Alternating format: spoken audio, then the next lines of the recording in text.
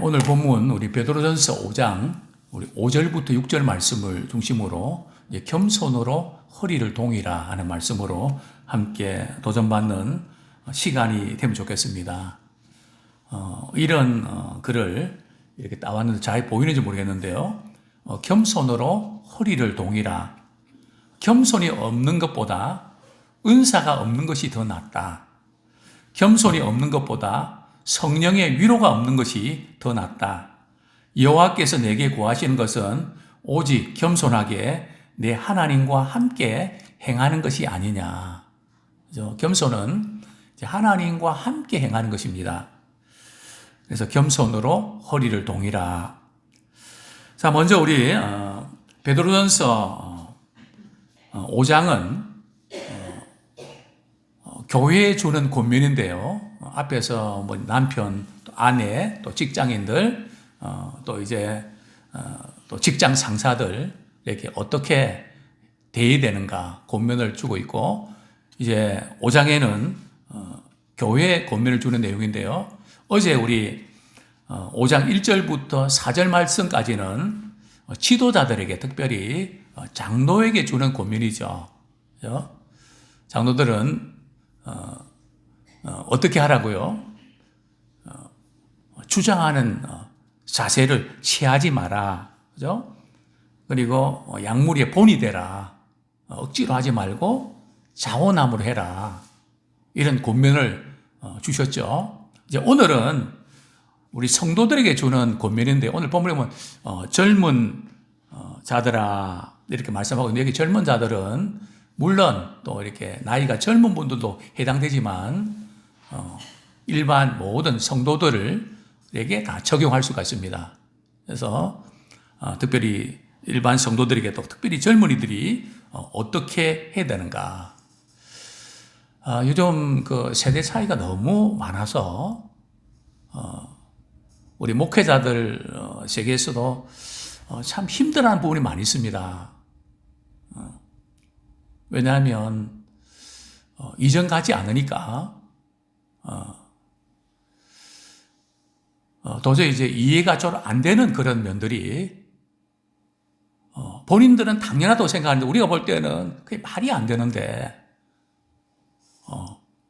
본인들은 당연하다고 생각하는 이게 점점 괴리가 깊어지는 것 같습니다. 뭐 목회자뿐이겠습니까? 우리 자녀들 이렇게 우리 젊은 세대들 이렇게 이야기하면 뭔가 핀트가 맞지 않는, 그죠? 스타일이 전혀 맞지 않는.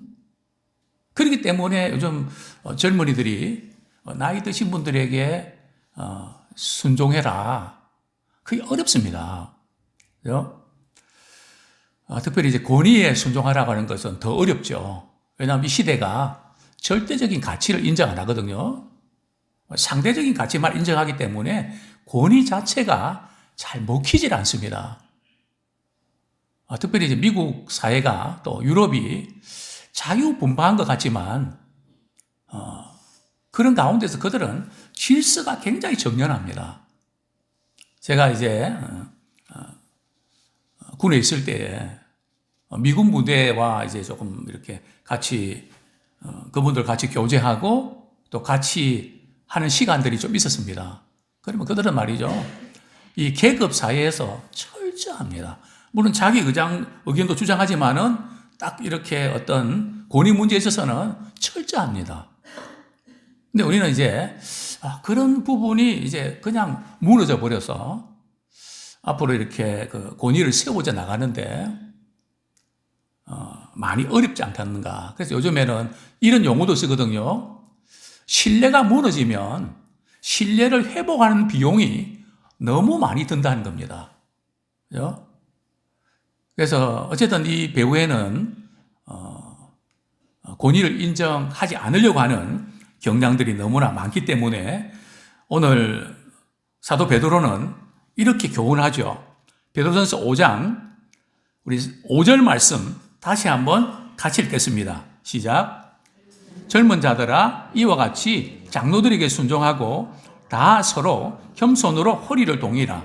하나님은 교만한 자를 대적하시되 겸손한 자들에게는 은혜를 주시느니라.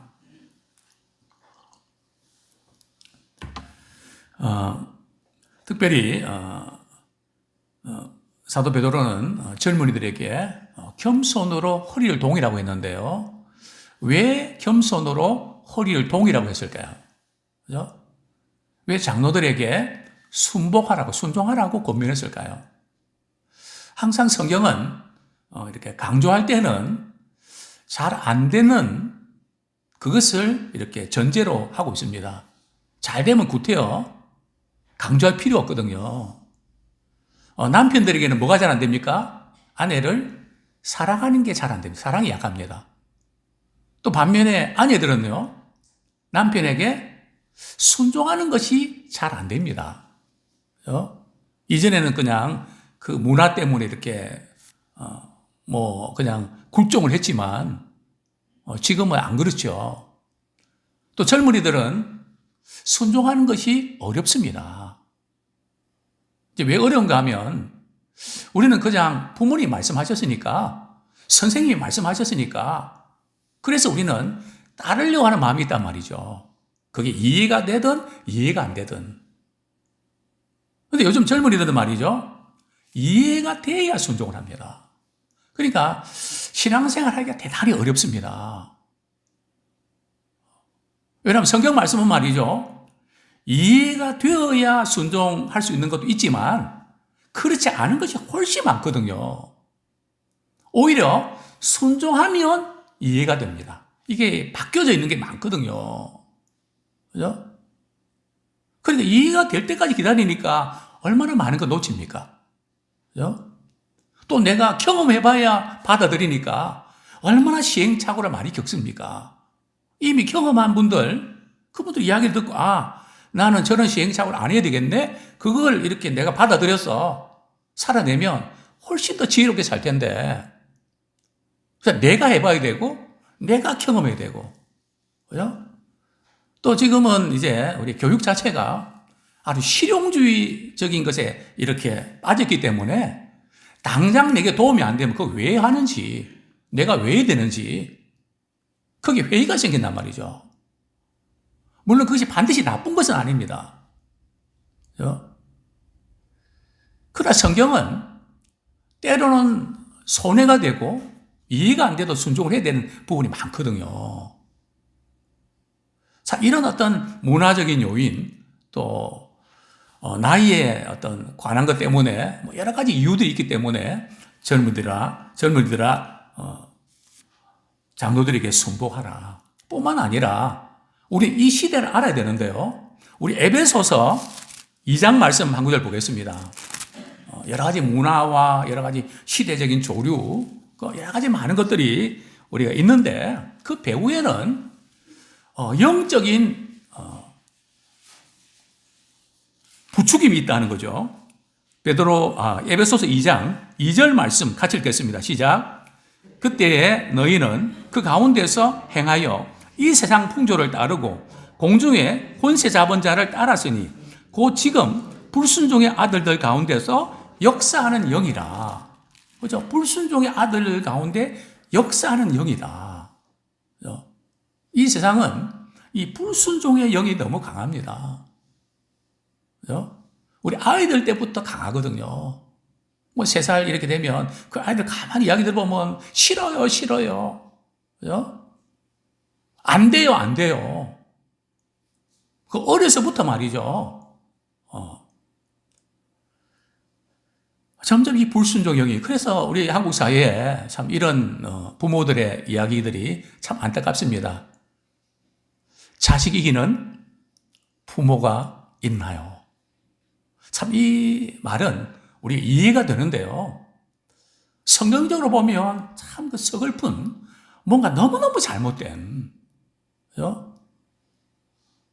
교육에서 가장 기본적인 부분들이 자녀들이 부모의 말씀에 순종하지 않으면 사실은 교육은 끝난 거거든요. 그죠? 그래서 유대인들은 말이죠. 어려서부터 철저하게 부모에게 순종하는, 그죠? 권위자에게 순종하는 것이 철저합니다. 그죠? 이전에 제가 특별히 유대인에 대해서 교육에 대해서 배울 때에 유대인들 그런다며요. 자식이 부모 말 부모 말씀 잘 순종 안 하잖아요. 안 하잖아요. 그러면 부모가 이렇게 해야 됩니다. 성경에 보면 부모의 말씀에 순종하지 않는 자는 어떻게 하라고요? 돌로 쳐 죽여라 그랬다. 너 죽을래? 그러면 나 살고 싶어요. 나 살고 싶어요. 정말 이 부분, 미국의 어느 대통령이 말이죠. 초대 대통령이 이제 기자들이 묻습니다. 대통령이 어떻게 이렇게 자녀들을 잘 키웠습니까? 도대체 그 비결이 뭡니까? 나는 한 가지만 강조했습니다. 부모의 말씀에 순종하는 것. 나는 그 하나만 강조했습니다. 비결은 거기 있습니다. 그죠? 자녀들이 정말 잘 되기를 원하는 사람이 누굽니까? 부모 아닙니까? 그 부모의 말씀에 순종하면 땅에서 잘 되게 되죠. 물론 하나님께서 복을 주시지만 어쨌든 우리 사회에 참 이 부분이 많이 무너져 가는 것 같아서 참 마음이 많이 아픕니다. 이 불순종의 영이 오늘날 믿음의 가정에서도 강하게 역사하고 있지 않는가. 좀 의견은 다를 수 있지만 부모님이 이렇게 말씀하시면 네, 그렇게 하겠습니다. 이런 것들이 지나갔지 않나. 그죠? 그냥 자녀들의 말에 따르는 이런 분위기 아닌가. 그러나 성경은 철저하게 창세기부터 요한계시록까지 그 말씀의 핵심이 뭡니까? 하나님을 잘 경외하고 그분의 말씀에 순종하는 거잖아요. 그죠? 또 하나님 이 땅에 권위자를 세워주셔서 죽게 하듯 어떻게 대하는가. 그게 창세기 요한계시록의 핵심 아닙니까? 우상숭배도 그렇고 모든 것들 보면 결국은 그것으로 종결된단 말이죠. 그래서 바로 사도 베드로는 젊은이들에게 성도들에게 순종하고 다 서로 겸손의 허리를 동으라. 여기에서 다 서로 성경에서 이제 순종하는 것은 말이죠. 상호간에 순종하는 겁니다. 부부도 말이죠. 뭐 이렇게 아내가 남편에게 순종하라. 맞습니다. 남편이 가장이니까 순종하죠. 순종해야 되죠. 그러나 성경은 피차 순종해라. 항상 성경은 일방적이지 않습니다. 그죠? 각자 주신 은사에 따라서 죽게 하듯 서로 사랑하고 섬기는 그것을 강조하고 있거든요. 서로 상호간에 서로 겸손해라. 그렇게 강조하고 있습니다. 여기에서 겸손을 허리를 동이라. 이게 무슨 뜻입니까? 이전에 노예가 있던 시대는 말이죠. 노예들이 이제 허리에 말이죠. 앞치마를 두르고 주인에게 시종드는 그것을 이제 이렇게 예를 들고 있는데요. 야고보서 4장 6절에 보면 6절 한번 읽겠습니다. 야고보서 4장 6절 앞부분입니다.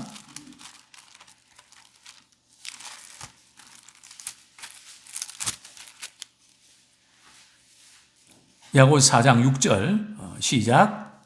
그러나 더 큰 은혜를 주시나니 그러므로 일렀으되 하나님이 교만한 자를 물리치시고 겸손한 자에게 은혜를 주신다 하였느니라. 이렇게 젊은이들이 또 모든 성도들이 서로에게 순종해야 될 이유는 하나님께서 교만한 자는 물리치시고 겸손한 자에게 은혜를 주시기 때문에 그렇습니다. 이 말씀 속에서 우리가 한번 점검해야 될 것은 말이죠. 왜 요즘 나에게는 이렇게 참 은혜가 안 되나. 뭐 여러 가지 이유가 있겠죠. 혹시 우리 가운데 나도 모르게 교만한 방향으로 가고 있지 않는가. 교만하다는 것은 내 주장이 강하고 내 생각의 한계를 인정하지 않고 그냥 내가 생각하는 대로 되지 않으면 못 견디는. 그죠? 하나님 그거 깨트리시거든요. 그럼 하나님께서는 교만한 자는 꺾으시거든요. 스스로 안 꺾으면 다른 사람을 통해서 꺾어버리십니다. 절대 그냥 안 두시거든요. 교만한 자는 물리치시고 겸손한 자에게는 은혜를 주신다고 하셨습니다. 그래서 교만한 자는 스스로 실리 있고 내 힘으로 할 수 있다.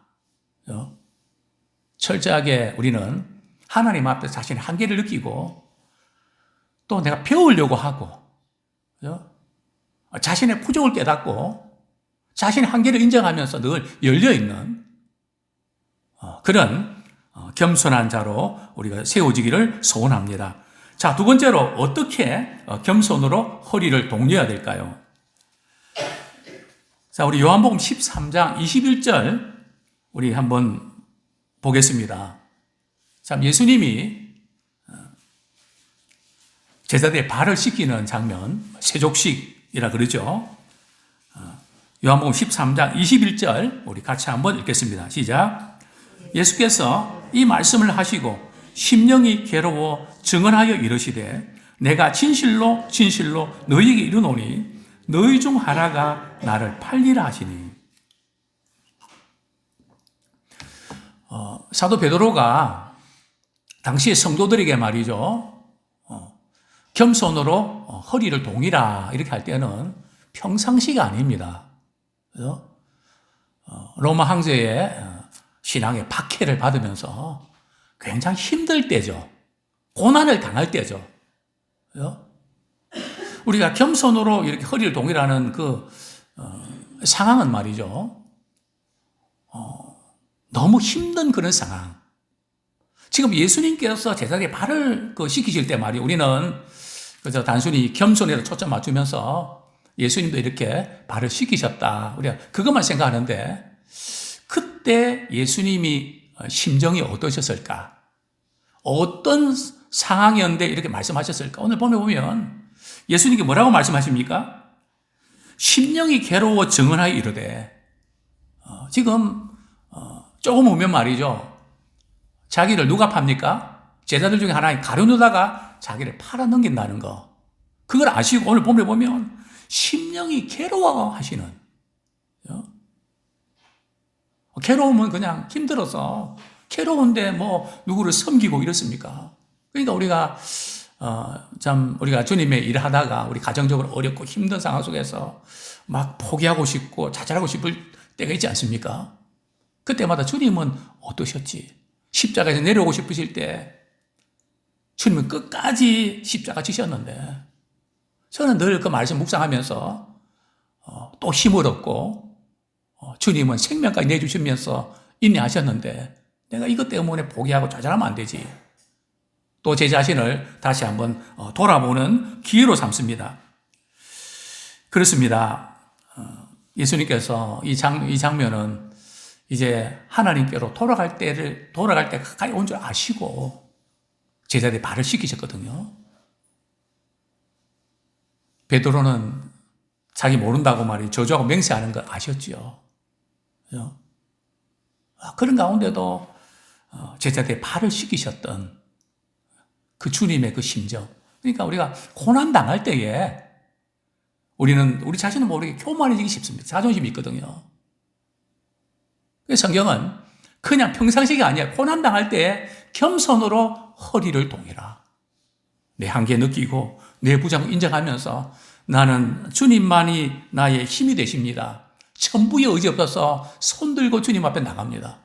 이전에 어떤 권사님, 그분의 이제 산송가 18번 있거든요. 그 집에 충계대시만 가면 꼭 부르는 찬양이 있습니다. 천부의 의지 없어 손들고 가면 그냥 우십니다. 뭐 매번 그 찬양만 불러도 우시고 은혜를 받습니다. 주 나를 박대하시면 제가 어디에 갈 수 있겠습니까? 나 예수 의지하므로. 참 그러면서 은혜 받는 그 모습이 눈에 선한데요.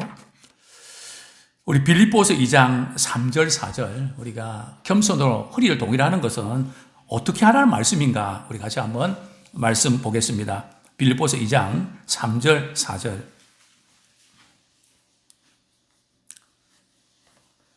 시작. 아무 일에든지 다툼이나 허영으로 하지 말고 오직 겸손한 마음으로 각각 자기보다 남을 낮게 여기고 각각 자기 일을 돌볼 뿐더러 또한 각각 내가 다른 사람들의 일을 돌보아 나의 기쁨을 충만하게 하라. 그죠? 우리가 서로 잘하려고 하다 보면 다투게 됩니다. 그죠? 잘하려고 하다 보면 내가 강해지거든요. 다른 사람이 하는 게 마음에 안 든단 말이죠. 그죠? 그럴 때 우리 주님은 이렇게 말씀하셨습니다. 자기보다 남을 어떻게 여기라고요? 낮게 여깁니까? 더 낮게 여기는 겁니까? 낮게 여기라는 거죠. 굉장히 중요합니다. 그죠? 낮게 여기면 무시하게 되고 벌써 서로 관계가 불편해지거든요.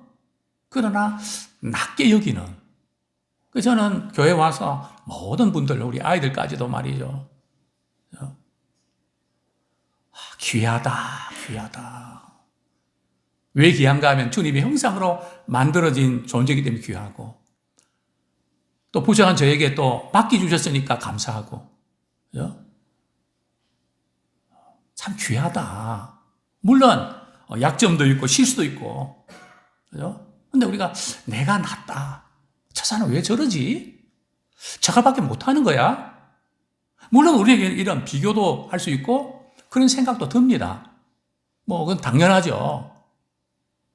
문제는 베드로를 사도 바울을 보면 말이죠. 빌립보 교회를 보면 나는 항상 너희를 생각할 때마다 기뻐하고 하나님께 감사한다.